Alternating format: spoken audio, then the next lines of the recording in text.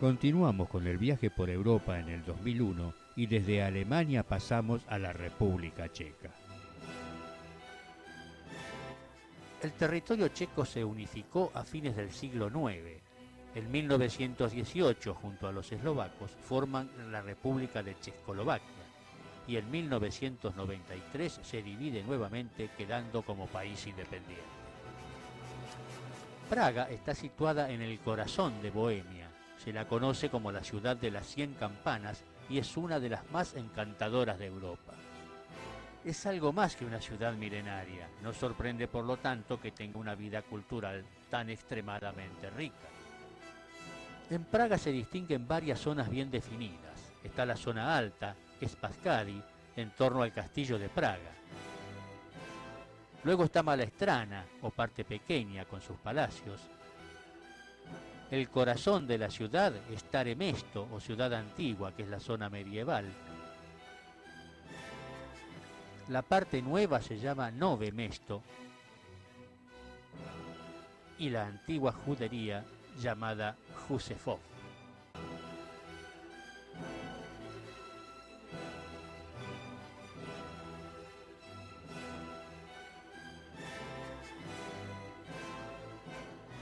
Llegando a Praga distinguimos a lo lejos la Catedral de San Vito y al lado está el Castillo de Praga.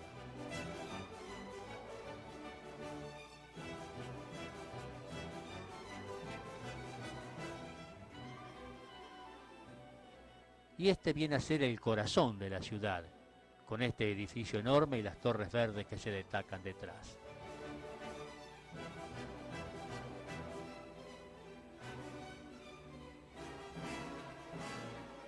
Y entramos a la ciudad por la parte nueva, que como vimos se llama Nové Město.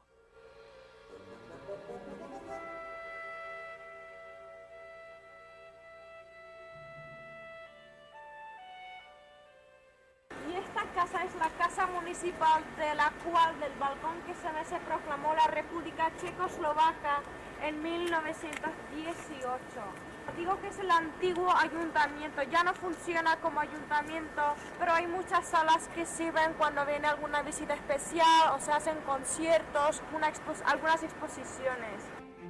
Y la torre que se ve a la izquierda comunica con la casa municipal, que comunicaba también con el antiguo Palacio de las Reinas. Y se dice que ellas se subían a la torre para comunicarse con sus esposos, con sus maridos del castillo. Como no sé cómo lo hacían en el siglo XV, pero bueno. Y esto es la Torre de la Pólvora. Es copia de la Torre del Puente de Carlos, que también veremos hoy por la noche. Y se llama de pólvora porque era depósito de pólvora. Un teatro donde se estrenó la ópera Don Giovanni de Mozart y donde también se filmó la película Amadeus. Y esta plaza antes se llamaba Plaza de los Estudiantes porque en esta parte derecha de la plaza esos edificios pertenecían a la universidad.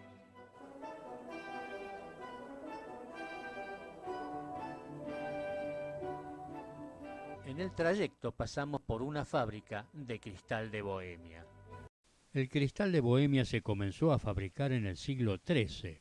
En el siglo XVII, Caspar Lehmann adoptó la técnica de brillar y grabar mezclando cobre y bronce con el vidrio, conocido hoy como corte profundo. Y llegamos a la plaza principal de la ciudad antigua. En ella se encuentran los principales monumentos de la Edad Media. Fue el principal lugar de mercado en el medioevo. En el centro, la estatua del reformador religioso y símbolo de la libertad de los checos del siglo XIV, Jan Hus. Otra de las maravillas de la plaza de la ciudad vieja es la iglesia de Nuestra Señora de Tím del siglo XIV. A su lado, el Palacio de la Reina o Casa de las Campanas del siglo XIV. Y junto a él, el Palacio Kinsky del siglo XVIII, que es rococó. Esta es la torre del reloj astronómico del antiguo ayuntamiento, cuyo edificio más viejo es el blanco que vemos aquí. Luego se anexaron las casas que siguen, que son de los siglos XV y XVI. Al fondo la última anexión, que también es del siglo XVI. Y esta es la famosa torre del reloj astronómico.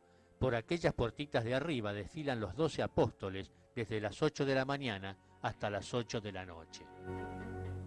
Al final del espectáculo, aquel gallo de oro bate sus alas al compás de las campanadas.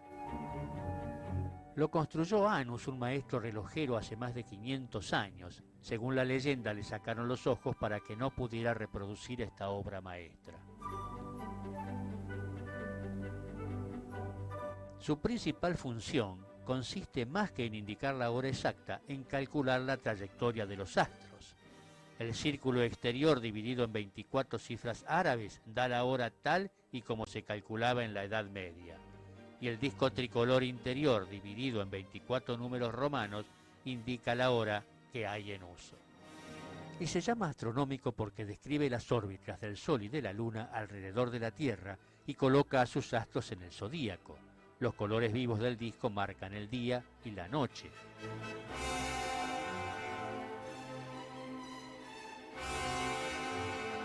Esta es la esfera de los signos del zodíaco.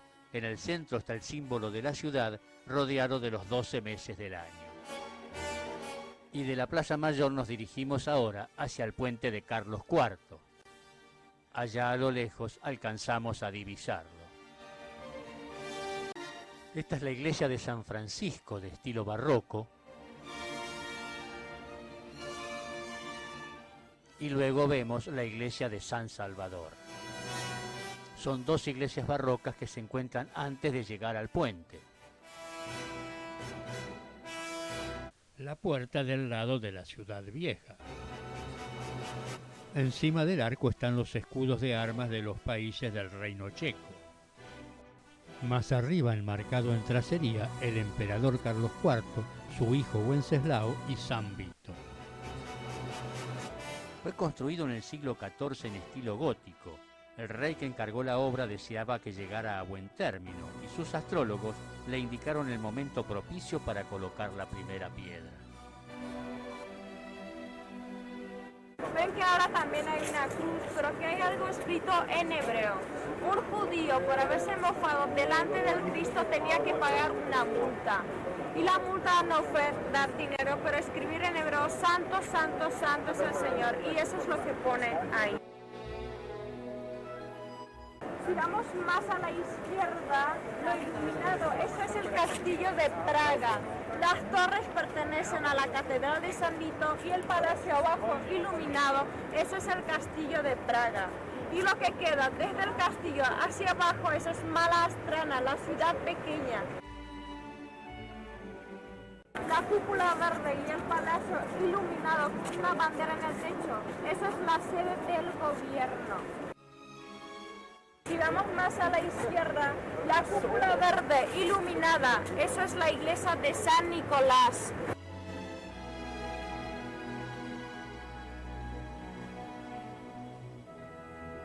Eso es el monasterio Strahov, donde se encuentra la orden de los premonstratenses, la orden más vieja que exista hasta ahora.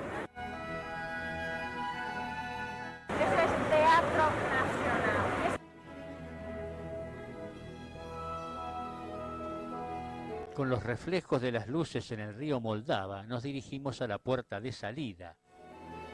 Esta es la puerta que se denomina Puerta Mosteca. En realidad se trata de dos puertas conectadas por un puente. La más pequeña es mezcla de estilo románico y renacentista, y la grande es gótico tardío, siguiendo el diseño del puente de Carlos. A lo largo del puente se encuentran 30 réplicas de las estatuas de santos y santos patronos venerados en esa época. Entre ellas se destaca la de San Juan Nepomucemo, que además de su estatua, tiene una placa con el sitio donde fue lanzado al río. Comenzamos el recorrido diurno en el castillo de Praga. Esta es la iglesia de San Vito. Esta es una entrada secundaria del castillo de Praga, que hoy es la residencia del presidente de la República.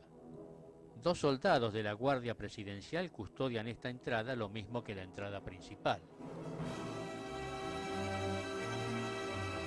Como entramos por una puerta secundaria, primero pasamos por aquel del fondo, que es el segundo patio, para llegar a este, que es el primero. La comunicación entre los dos patios se da por esta puerta, que es la Puerta de Matías. Este es el llamado patio de honor, donde el presidente sale a recibir a sus invitados especiales.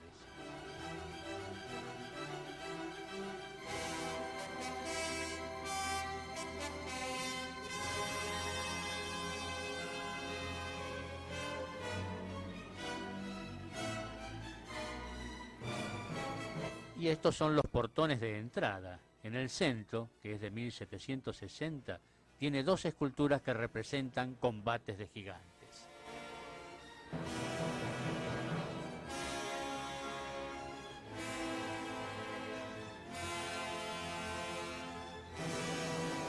Al fondo vemos el Palacio Arzobispal. Es barroco, con modificaciones posteriores en estilo rococó, y contiene varias esculturas barrocas sobre el portal. Nos dirigimos ahora hacia el patio principal del Palacio de Praga.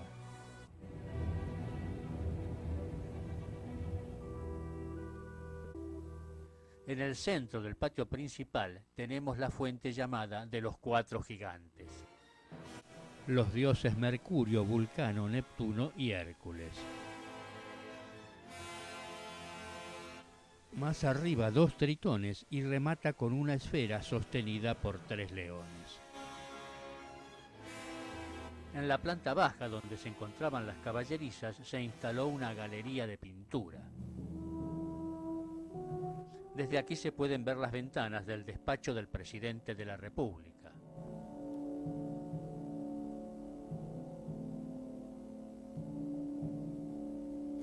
Era una antigua costumbre que a las mujeres infieles las enjaulaban. Pensemos que en invierno la temperatura llega a 25 grados bajo cero. Y allá vemos la bandera que perteneció al primer presidente checoslovaco y que fuera heredada por los demás presidentes. Tiene inscrita la frase, la verdad gana. Y vemos aquí la capilla de la Santa Cruz de 1763 de estilo barroco. Hoy funciona una tienda de la administración. Hace 1000 años que la Catedral de San Vito ilumina el recinto del Castillo de Praga. En el año 1344 el obispado de Praga es elevado al rango de arzobispado. El maestro de la Catedral de San Vito comienza en esa fecha las obras que no acabarán hasta 1929. Un cambio de guardia frente a las puertas de la catedral. El futuro rey Carlos IV hace llamar para su construcción a Mathieu d'Arras, maestro francés del arte gótico, y a su muerte le sucede su alumno Petre Parlé. La fachada es neogótica, se terminó entre 1893 y 1929, y a pesar de ello tiene las características importantes del gótico de los siglos XIV y XV. Dos torres espigadas muy altas, el rosetón de 10 metros de diámetro y dos tímpanos triangulares, uno arriba y otro abajo. En su interior podemos ver la mano del alumno de Mathieu d'Arras, Petre Parlé. Construye el coro gótico, impresionante por sus vertiginosas columnas que parecen lanzarse al asalto de la bóveda de estrellas. La Catedral de San Vito era a la vez lugar de coronación y de sepultura de los reyes de Bohemia. Los más grandes soberanos del país reposan aquí junto a sus esposas. En la cripta de la capilla de la Santa Cruz se encuentran las tumbas de Carlos IV y la de sus 4 esposas, junto a las de Wenceslao IV, Jorge de Podebrady y Rodolfo II. San Vito fue construida sobre una rotonda románica que ya existía durante el reinado de Wenceslao. Y en el siglo XIV la iglesia se transforma en catedral. Se pueden apreciar unos bellísimos vitrós.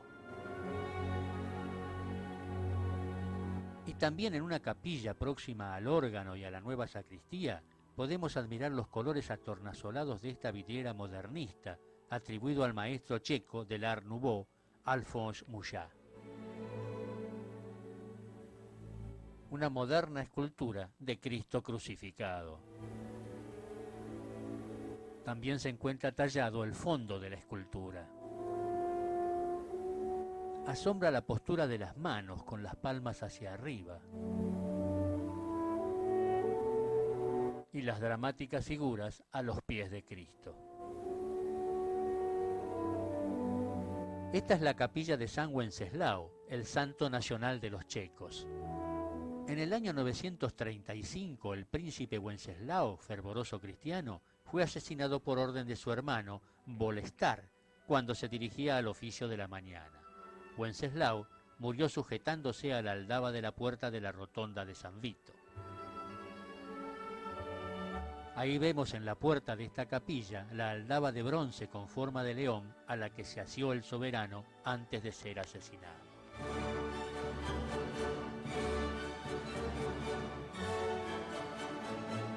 Y con la vista del órgano y del fabuloso rosetón de 10 metros de diámetro de la puerta de entrada, nos dirigimos entonces hacia la salida de la catedral para ver su exterior.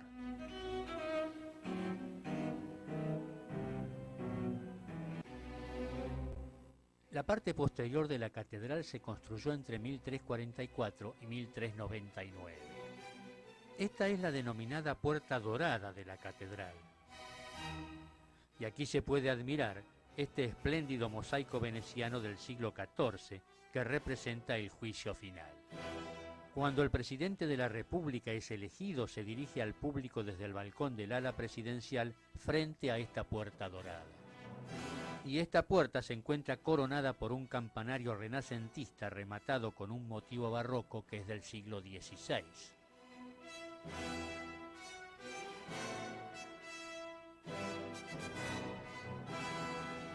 De aquí en adelante se construyó la parte neogótica en el siglo XIX, con los planos que se encontraron del siglo XIV, y finalmente se concluyó la fachada en el siglo XX en el año 1929.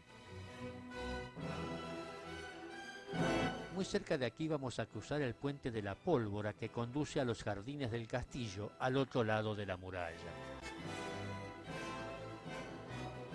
Pequeño jardín japonés se llama, y también entrada a la sala española.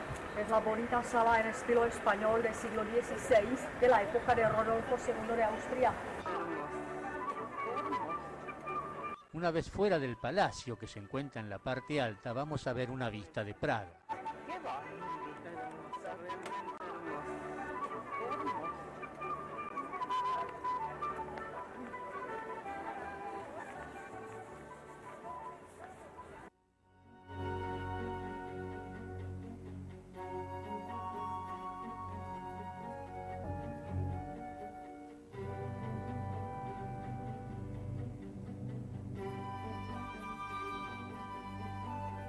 Las cúpulas verdes de la iglesia de San Nicolás.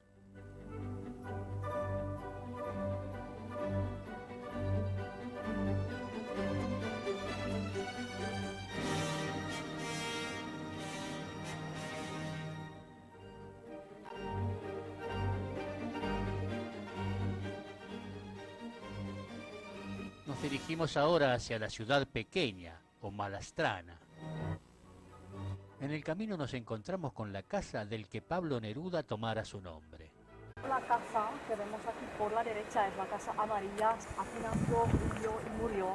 Importante escritor checo Jan Neruda, Juan Neruda, su apellido Neruda. Luego tomó otro importante poeta y escritor conocido, Pablo Neruda.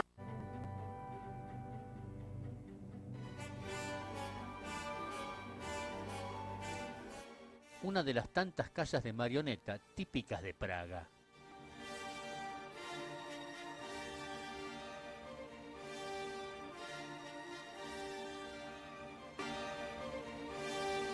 Iglesia San Nicolás católica está en medio de esta gran plaza de la ciudad pequeña, Malastrana.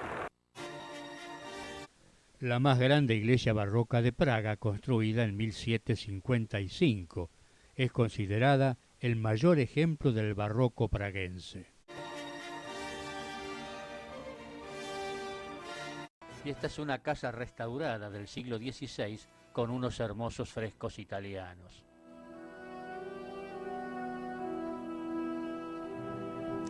el lugar de peregrinación de Bohemia más famoso es la iglesia de Nuestra Señora de la Victoria, también llamada del Niño de Jesús de Praga, Bambini di Praga. El niño se encuentra en el altar lateral de la derecha desde el año 1628. Es una estatuita renacentista de cera de 47 centímetros de alto, de origen español, y que fue regalada a los carmelitas por Polixena de Lubkovic.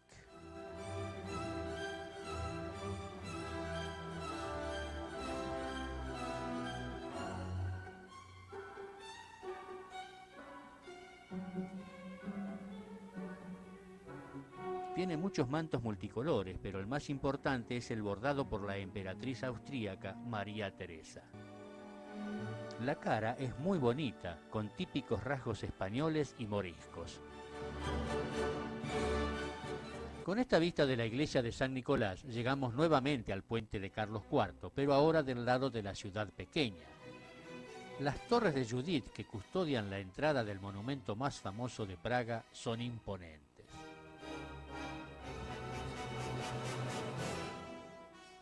Su construcción comenzó en el año 1357 con el visto bueno del rey Carlos IV y se completó en el siglo XV.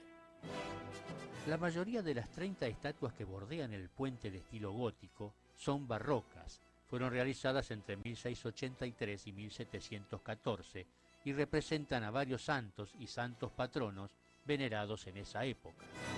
Una de ellas es la de San Juan Nepomuceno, que según la tradición tocarla trae suerte. Juan Nepomuceno fue confesor de la reina Sofía, esposa del hijo del rey Carlos IV. Como su esposo era muy celoso, quiso conocer sus confesiones. Al negarse, el rey lo hizo matar, lo embolsaron y lo tiraron al río. Estuvo varios meses debajo de los arcos del puente, y cuando la bolsa se rompió y el cuerpo flotó, solo se veía sana su lengua. Fue el milagro más grande del siglo XIV en la República Checa. A lo lejos divisamos la cúpula de la iglesia de San Nicolás y más atrás la sala de la Sinfónica de Praga. Dentro, en primer piso, está sala de Anton Dvorak, o Dvorak, dicen también. Autor, por ejemplo, de Sinfonía de Nuevo Mundo y otras obras muy bonitas. Aquí, frente a nosotros, también está sede de gobierno checo, es esta cúpula en cobre verde con la bandera de la República Checa. Luego también arriba está la casa por la izquierda, diagonalmente, donde vive el primer ministro de la República Checa. Bonita vista sobre el castillo de Praga. Y a lo lejos una particularidad, una imitación de la Torre Eiffel, pero de un cuarto de su altura. Y esta es la del famoso judío acusado de blasfemia que tuvo que pagar con la inscripción hebraica que rodea al Cristo, que dice Santo, Santo, Santo Dios. Y salimos por la puerta que se encuentra del otro lado del puente. Esta es la iglesia de San Salvador, que pertenecía a los jesuitas y que luego fueron expulsados en el siglo XVIII. Está considerada una de las más valiosas del barroco temprano. A su izquierda, la iglesia de San Francisco, también de estilo barroco. Está decorada con esculturas en nichos que representan los patronos de la República. Y la estatua del rey Carlos IV, que nació en 1316 y en el 1344 convirtió al obispado de Praga en arzobispado. También construyó la ciudad nueva, el puente Carlos, y comenzó la catedral de San Vito. Del otro lado, entonces, una vista de esta puerta de entrada, que es la de la ciudad pequeña. Y con esta perspectiva terminamos nuestra visita al puente de Carlos. Nos dirigimos ahora hacia la plaza de la ciudad vieja y en el camino pasamos frente al Teatro de Marionetas de Praga. Son una tradición artesanal muy arraigada entre la población. Es una de las actividades que más y mejor se identifican con la ciudad.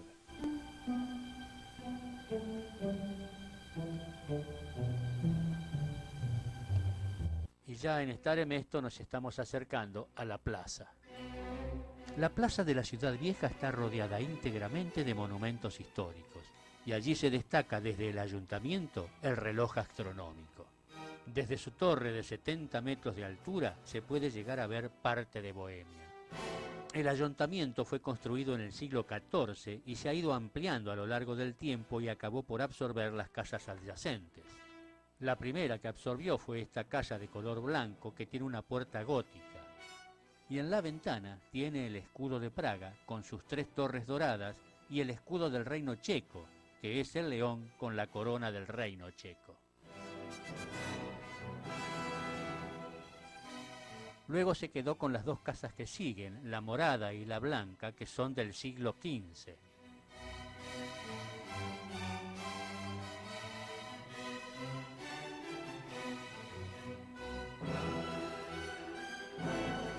Y por último con esta casa en blanco y negro que es del siglo XVI. Pero esto pertenecía al Ayuntamiento Viejo. Hoy son edificios que se pueden visitar. El reloj astronómico de finales del siglo XV es un vestigio de un tiempo en el que se pensaba que nuestro planeta era el centro del universo. El reloj no marca ni cuartos de hora ni media hora, solamente horas exactas, desde las 8 a las 20, y los vemos en el círculo exterior marcados con una manito. Otro círculo más pequeño con los signos del zodíaco y las manecillas del sol y de la luna. Del lado derecho vemos representada la muerte que tira de una cuerda y da vueltas a un reloj de arena. Y del otro lado vemos al avaro que tiene en una mano la bolsa de las monedas y en la otra una espada para defenderla de los ladrones y mueve la cabeza de un lado a otro para decirle no a la muerte. Y a su lado está el vanidoso que se mira en el espejo y que tampoco quiere ir con la muerte. Arriba vemos un ángel de piedra y por las puertitas pasan girando los 12 apóstoles que son de madera. Al final de este espectáculo, un gallo bate sus alas cantando al ritmo de las campanadas, mientras los apóstoles ven uno por uno a su alojamiento. En la esfera de abajo a ambos lados hay turcos amenazantes con espadas, ya que en esa época los turcos eran considerados peligrosos. La esfera tiene los 12 meses y en el centro tiene el símbolo de la ciudad. En el costado derecho de la plaza Nuestra Señora de Tin es gótica y tiene un rasgo dominante en la ciudad. Las torres tienen 80 metros y están rematadas por 4 pequeñas espiras. Con la silueta de Nuestra Señora de Tin, que parece sacada de un cuento fantástico, terminamos nuestra visita a la plaza. Cruzamos por última vez el río Moldava y realizamos una última recorrida por Praga para luego dirigirnos hacia Hungría. El estadio de fútbol de la ciudad de Praga. ¿Cómo se eligió este emplazamiento para la ciudad? En tiempos remotos la tribu Chech se asienta en la ladera rocosa de Vyšehrad y la princesa Libusa, soberana del clan, se casa con Přemysl.